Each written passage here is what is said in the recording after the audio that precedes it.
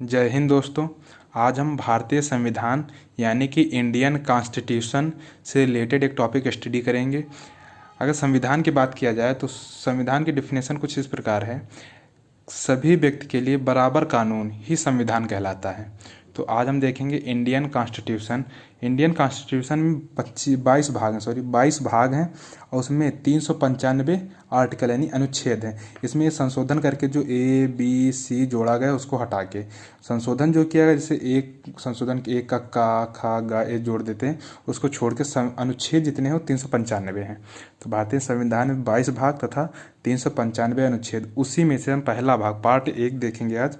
Part 1 हमारा है article 1 से 4 तक। पार्ट 1 आर्टिकल 1 से 4 तक, जिसका नाम है संघ एवं राज्य क्षेत्र। संघ एवं राज्य क्षेत्र पार्ट 1 से रिलेटेड है। चलिए स्टार्ट करते हैं। भाग 1 में अनुच्छेद 1 से 4 तक है। तो अनुच्छेद 1 को देखते हैं। अनुच्छेद 1 कहता है भारत राज्यों का संघ यानी यूनियन है। देखो, राज्य जो होते हैं वो तीन प्रकार के होते हैं। एक यूनियन होता है, एक फेडरल होता है, एक को फेडरल होता है। तो भारत जो है यूनियन है। फेडरल, को फेडरल अब समझा दे रहे हैं आपको। पहले देखते हैं को फेडरल एक ऐसा संघ होता है जिसमें कोई भी राज्य आसानी से अलग हो सकता है। देश जो होता है, सेंटर जो होता है, और राज्यों के थोड़ी थोड़ी शक्तियां लेके बनाई जाती हैं। तो को फेडरल एक ऐसा संघ होता है जिसमें कोई भी राज्य जब चाहे तब निकल सकता है। अभी ऐसा को फेडरल कंट्री कोई भी नहीं है। को फेडरल कंट्री कोई भी नहीं है, बस ये एक टाइप है जो है। फेडरल क्या होता है? फेडरल भी बिल्कुल को फेडरल से थोड़ा सा मजबूत होता है। यानी कि इसमें जो शर्त होते हैं, जो डील होती हैं, डील को तोड़ के राज्य अलग हो सकता है। यानी जो डील सेंटर से की जाती हैं, जो सेंटर से डील इसकी होती हैं, उसको तोड़ के अलग हो सकता है फेडरल। लेकिन को फेडरल डील तोड़े या ना तोड़े ऐसे भी अलग हो सकता है, उसमें कोई बाउंडेशन नहीं। लेकिन इसमें जो डील की गई, डील तोड़ के ये अलग क्यों होंगे? अगर मान लो कोई विदेशी राज्य, विदेशी देश इनको लाभ दे, तब जिधर लाभ होगा उधर ही चले जाएंगे। तो इसलिए ये टूट सकते हैं और अपना जो इनसे कंडीशन है या फिर जो टर्म एंड कंडीशन उसको तोड़ के अपना जा सकते हैं। फिर उसके बाद आता है यूनियन। भारत एक यूनियन है। यूनियन का मतलब सबसे मजबूत संघ यही है, यूनियन। फेडरल में हमारा अमेरिका, यूएसए जो है वो फेडरल में आता है। यूएसए में कोई भी राज्य कभी भी अलग, कभी यूएसए में 50 राज्य हैं, हमारे 50 राज्य यूएसए में हैं। अब हमारा आता है यूनियन। यूनियन कभी भी नहीं टूटता, कितना भी कोशिश कर ले कोई राज्य, यूनियन टूटता ही नहीं। इसमें सबसे ज़्यादा पावर दी जाती है सेंटर को। इसमें सबसे ज़्यादा पावर दी जाती है सेंटर को। सेंटर के पास बहुत ज़्यादा पावर होती है। सेंटर जब तक नहीं चाहेगा तब तक कोई राज्य अलग नहीं हो सकता है। इसलिए भारत में पहले भी अशिक्षा बहुत ज़्यादा प्रभाव था, तो उसमें लोग ये फेडरल तो शिक्षित राज्यों में सफल है। यूनियन शिक्षित राज्यों के लिए, फेडरल अशिक्षित राज्यों के लिए सही नहीं है। उसके लिए यूनियन ही सही है। अगर भारत यूनियन ना होता तो आज बहुत सारे राज्य अलग हो जाते। तो इसलिए भारत में यूनियन बनाया गया है। यूनियन का हिंदी भी संघ होती है और फेडरल की हिंदी संघ होती है, और को फेडरल को होती परिसंघ। इसलिए अगर कहीं पूछता तो भारत एक यूनियन है, ना कि संघ। संघ तो है, संघ फेडरल भी है, यूनियन भी है।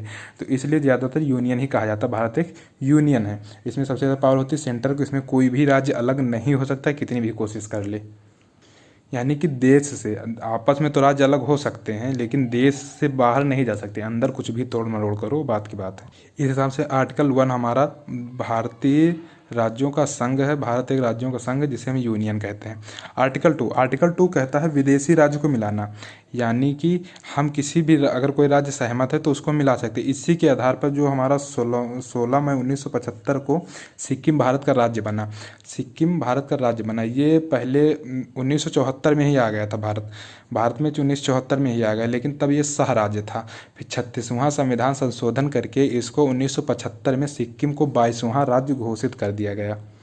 जब चीन तिब्बत पे कब्जा कर लिया तब सिक्किम को भी डर लगा कि हाँ, चीन हमारे पर भी कब्जा करता, क्योंकि हम थोड़े से ही, ज़्यादा बड़ा क्षेत्रफल हमारा नहीं। तब ये आके 1974 में भारत से ये संगठन किया, और उसके बाद ये 1 साल तो सह राज्य था 1974 में। फिर इसका 22वां संशोधन करके 1975 में 16 मई 1975 सिक्किम को 22वां राज्य घोषित कर दिया गया है। अब ये भारत का एक प्रॉपर राज्य है, उनके साथ कोई भेदभाव नहीं होता है। ये हमारा आर्टिकल 2 है। आर्टिकल 3 कहता है राज्यों की सीमा तथा नाम परिवर्तन। राज्यों की सीमा को तथा नाम परिवर्तन कर सकते हैं, ये संसद कर सकती है, इसमें कोई दिक्कत नहीं। जैसे अभी देखे होंगे मध्य प्रदेश से छत्तीसगढ़ 1 नवंबर 2002 को 1 नवंबर 2000 को अलग हुआ, और यूपी से उत्तराखंड 9 नवंबर 2000 को अलग हुआ जब राजनाथ सिंह मुख्यमंत्री थे यूपी के, और बिहार से झारखंड 15 नवंबर 2000 को अलग हुआ। ये अनुच्छेद 3 के हिसाब से राज्य का विभाजन तथा राज्य का नाम भी बदल सकते हैं, ये अनुच्छेद 3 पावर देता है। और क्या कहा, सॉरी, अनुच्छेद 4 क्या कहता है कि अगर अनुच्छेद 2 और 3 में संशोधन किया जाता तो उससे अनुच्छेद 368 के बाहर रखा जाता, यानी राष्ट्रपति इसे रोक नहीं सकता। कारण क्या है, 368 में अगर रखा जाएगा तो कोई भी संशोधन अगर किया जाएगा संसद में तो जब तक उस पर राष्ट्रपति के साइन नहीं होंगे तब तक वो संशोधन पारित ही नहीं होगा। तो इसलिए इसको 368 के बाहर रखा गया। इसमें अगर राष्ट्रपति रोक भी रहा है तो उसमें महाभियोग लगा के राष्ट्रपति को ही हटा देते हैं, तो इसलिए इसको 368 के बाहर रखा गया। इसमें कोई भी संशोधन करोगे तो राष्ट्रपति की सहमति, यानी कि राष्ट्रपति को पूर्व अनुमानित कर दिया जाता है, बता दिया जाता है पहले कि हम ये करने जा रहे हैं, लेकिन उस पर रोक नहीं सकता राष्ट्रपति बाध्य होता है साइन करने के लिए। अगर साइन नहीं कर रहा तो 50% संसद की सहमति से उसे पारित करा दिया जाए, और उसके बाद अगर हुआ भी तो संसद मिलकर राष्ट्रपति पे महाभियोग लगा के राष्ट्रपति को ही हटा देते हैं।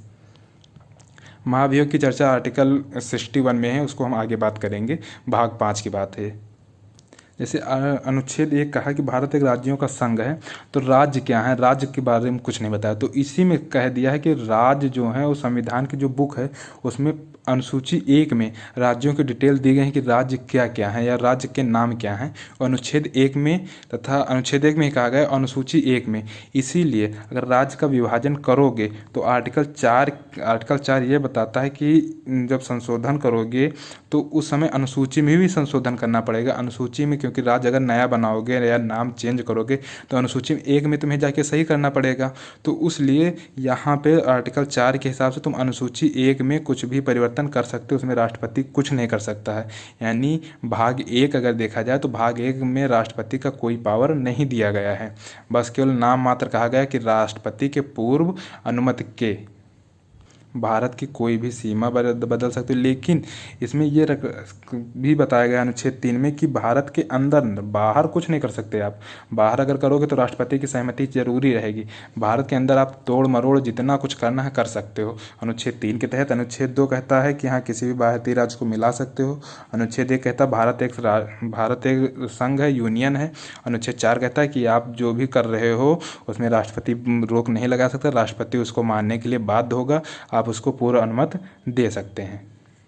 ये रहा हमारा आर्टिकल 1 से 4 तक। अब देखते हैं भारतीय राज्यों का इतिहास, यानी कि राज्य का एकीकरण कैसे किया गया।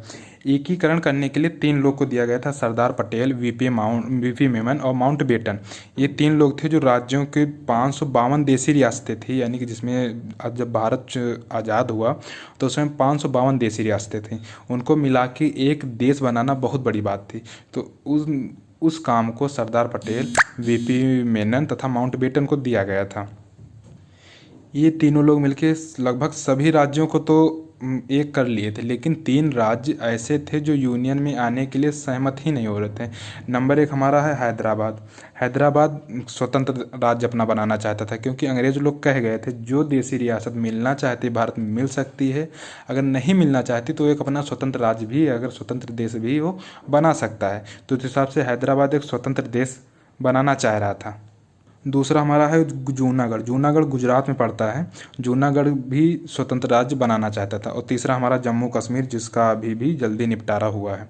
तो पहला हमारा जो हैदराबाद था उसमें ऑपरेशन पोलो से उसको मिला लिया। ऑपरेशन पोलो क्या था, जब वो नहीं मिल रहे थे, मतलब यूनियन में भारत में नहीं मिल रहे थे, तब सरदार पटेल ने ऑपरेशन पोलो में भारत की आर्मी को भेजा गया था, लेकिन वो पुलिस की वर्दी में भेजा गया था, क्योंकि उस समय भारत में तो था नहीं। अगर वो आर्मी भेज देते तब तो अंतर्राष्ट्रीय युद्ध हो जाता, तो इसलिए वो पुलिस की वर्दी में आर्मी को भेजे थे। जब यूएनओ में एक केस गया तो वहाँ पे बताया गया कि आप आर्मी क्यों भेजे, तो सरदार पटेल ने बयान दिया कि वो आर्मी नहीं थे, वो पुलिस थी, कि वो शांति करने के लिए वहाँ गई थी, वो कोई इंटरनेशनल मामला नहीं था। ऑपरेशन पोलो से तो हैदराबाद को मिला लिया गया। फिर दूसरा था हमारा जूनागढ़ में क्या सीन था। जूनागढ़ के जो राजा थे वो तो पाकिस्तान जाना चाहते थे, और जो वहाँ की जनता थी, जनता हिंदू थी, तो वो आना चाहती थी भारत में। तो वहाँ पे सरदार पटेल ने बुद्धि लगाया और वहाँ पे बोला जनमत संग्रह, यानी कि वोटिंग करवा लो, जहाँ जनता चाहे वहाँ जा सकती है। तो वहाँ जूनागढ़ को जनमत संग्रह द्वारा मिला लिया गया, तो ये भी भारत में आ गया जूनागढ़। जूनागढ़ अब पाकिस्तान कह रहा है जूनागढ़ हमारा है इस समय। हैदराबाद जूनागढ़ का तो निपटारा तुरंत हो गया था, लेकिन जम्मू कश्मीर कभी नहीं निपटा।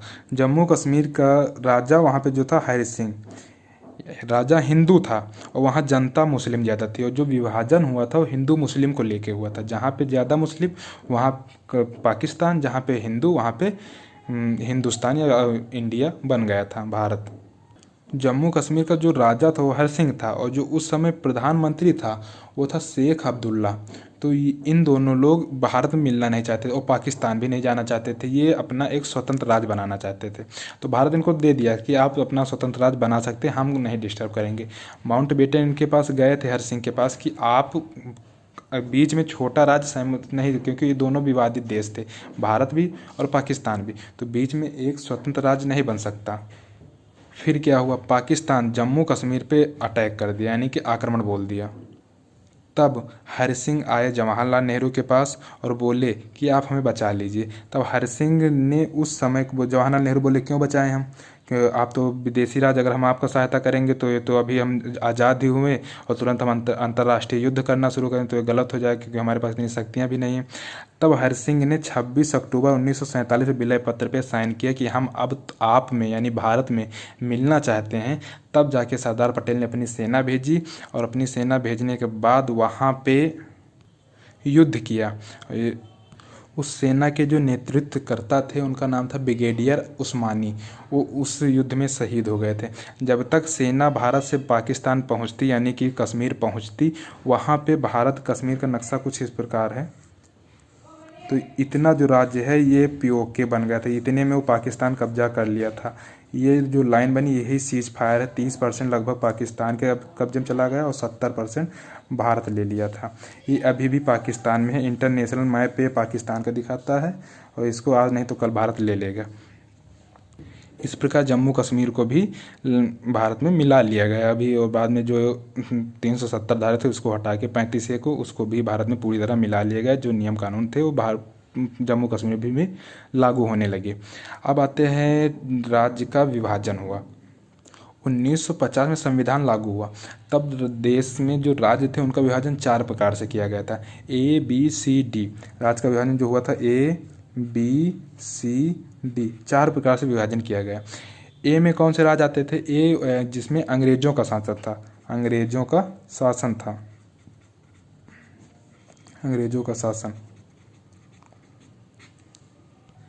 ए में आते थे अंग्रेजों के शासन के, और बी में हमारे आते देसी रियासतें, जो देसी रियासतें जिसमें अपने भारत के ही राजा शासन करते थे, और सी में आते थे बड़े राज शासन, लेकिन बड़े राज्य बड़े शहर, केवल राज्य नहीं केवल शहर, और उसमें भी जिसपे अंग्रेज लोग शासन किए थे, तो बड़े शहर आते थे। तो 4 में हमारा यूनियन टेरिटरी आता था, यानी केंद्र शासित। उस समय केवल एक अंडमान निकोबार ही था यूनियन टेरिटरी, लेकिन ये ABCD ज़्यादा सफल नहीं हुआ। फिर भाषा के आधार पर राज्यों का विभाजन करने के लिए एक कमेटी बैठाई गई, जिसको फर्स्ट कमेटी बैठाई गई, जिसको यस्के धर आयोग कहते हैं। यस्के धर ये इलाहाबाद के हाई कोर्ट के जज थे, हाई कोर्ट के ये जज थे यस्के धर। इनका गठन हुआ था 1948 में। 1948 में कमेटी बैठाई गई, और ये भाषा के आधार पर राज्यों का विभाजन करने का विरोध किया कि भाषा के आधार पर राज्यों का विभाजन करना सही नहीं है, यस्के धर आयोग ने। फिर सेकेंड मीटिंग हुई, सेकेंड कमेटी जो थी वो JVP समिति, ये भी 1948 में हुई। ये भी भारत के मतलब भाषाई आधार पर राज्यों का विरोध किया। ये भी भाषा के आधार पर राज्यों का गठन करना उचित नहीं मानते थे, ये भी विरोध किए। फिर केस क्या हुआ, फिर तमिलनाडु के एक लोग थे जिनका नाम था पेट्टू श्री रामलू। ये अनशन पे बैठ गए, 56 दिन के लिए अनशन पे थे। कितने दिन के लिए, 56 दिन के लिए अनशन पे, भूख हड़ताल पे बैठ गए कि नहीं हमें भाषा के आधार पर हमें अलग किया जाए। इनकी मृत्यु 1952 में हो गई। 19 लगभग अक्टूबर में ये बैठे थे अनशन पे, और 56 दिन बाद इनकी मृत्यु हो गई। इसी मृत्यु जब हो गई तो सभी लोग और ज़्यादा विरोध करना शुरू किए। जो भाषाई आधार पे थे, जो उनके पक्ष में जा रहे थे, तमिल बोलने वाले, सॉरी तेलुगु बोलने वाले, तो वो लोग और ज़्यादा विरोध करना शुरू किए कि हाँ, तब जवाहरलाल नेहरू थे उस समय, ये भाषा के आधार पे अलग करना चाहते थे अपना राज्य। इतना ज़्यादा विरोध है कि जवाहरलाल नेहरू को मजबूरन 1 अक्टूबर 1953 में आंध्र प्रदेश को अलग करना पड़ा। क्वेश्चन पूछा जाता है कि भाषाई आधार पर सबसे पहला राज्य अलग होने वाला, तो वो आंध्र प्रदेश। आंध्र प्रदेश जब अलग होता तो इसकी राजधानी थी कुल्लूर। जब अलग हुआ था तो इसकी राजधानी थी कुल्लूर। तो भाषा के आधार पर पहला राज्य अलग हुआ आंध्र प्रदेश 1 अक्टूबर 1953, लगभग 1 साल बाद ये अलग हो गया था। फिर थर्ड कमेटी बैठेगी। थर्ड कमेटी कौन थी? फजल अली आयोग। ये सुप्रीम कोर्ट के जज थे। फजल अली आयोग ये सुप्रीम कोर्ट के जज थे। इसका गठन 1953 में हुआ। 1953 में, और अपनी रिपोर्ट वो 1956 में दिए थे। 1956 में अपनी रिपोर्ट दिए थे। इसमें 3 लोग थे, 3 सदस्यीय टीम थी, 3 सदस्य थे। इन्होंने कहा भाषा के आधार पर राज्यों का अलग, मतलब राज्यों का विभाजन करना सही है, लेकिन ये नहीं होना चाहिए वन स्टेट वन, एक देश एक राज्य में एक ही भाषा हो, ये सही नहीं। जैसे मान लो यूपी है, यूपी में लगभग अवधी या फिर हिंदी बोली जाती है, और बिहार में बिहारी बोली जाती है, भोजपुरी बोली जाती है। तो यूपी के लोग बिहार जा सकते हैं, बिहार के लोग यूपी में आ सकते हैं। तो ये गलत नहीं कि हाँ, आप अगर आपको भोजपुरी नहीं आ रही तो आप बिहार में नहीं आ सकते, ऐसा नहीं है। आप कहीं भी जाओ, लेकिन भाषा के आधार पे आप राज्य का विभाजन करना सही है, क्योंकि 1 अक्टूबर 1953 पे अलग कर दिया गया था। फिर उसके बाद बम्बई से गुजरात अलग किया, मुंबई को अलग किया गया। फिर राज्यों का गठन भाषा के आधार पे ही अलग किया गया और बंटवारा हो गया राज्यों का। तब जाके 14 स्टेट तथा 6 यूनियन टेरिटरी यानी कि केंद्र शासित राज्य बनाकर एक भारत का निर्माण किया गया। फिर सबसे ज़्यादा दिक्कत फंसी थी पंजाब में, जिसे हम पेप्सू बोलते हैं, Patiala and east Punjab state union. PEPSU, Patiala and east Punjab state union. इसको अलग करने के लिए 1966 में शाह आयोग बैठाए गए। शाह आयोग का गठन किया गया। शाह आयोग ने इसका गठन किया गया। उसमें बताया गया कि पंजाब इतना बड़ा राज्य था, उसको 4 भागों में बांटा गया। जहाँ पर्वत ज़्यादा उसको हिमाचल प्रदेश कह दिया गया। जहाँ हिंदी बोली जाती है उसको हरियाणा कहा गया। जहाँ पंजाबी बोली जाती है उसको पंजाब कहा गया। फिर जैसे पंजाब और हरियाणा की राजधानी चंडीगढ़ है, तो उन दोनों को मिला के चंडीगढ़ को यूनियन टेरिटरी बना दिया गया। 1966 के बाद शाह आयोग के समिति के बाद फिर जाके बने हमारे 28 राज्य यानी 28 स्टेट तथा 8 यूनियन टेरिटरी यानी 8 केंद्र शासित राज्य बने। ये हमारे 1966 में शाह आयोग कमेटी, जो पंजाब पेप्सू जिसे बोलते हैं, PEPSU Patiala and east Punjab state union, इस तरह से हमारा पूरा विशाल भारत का निर्माण हुआ। अभी भी राज्य को तोड़े मरोड़े जा रहे हैं, अब कितनी राज्य होगी पता नहीं। आई होप, आशा करता हूँ आपको भाग 1 पार्ट 1 संविधान का समझ में आया होगा, तथा राज्यों का गठन, देसी रियासतों को मिलाना समझ में आया होगा। मिलते हैं किसी नेक्स्ट वीडियो में, तब तक के लिए जय हिंद, धन्यवाद।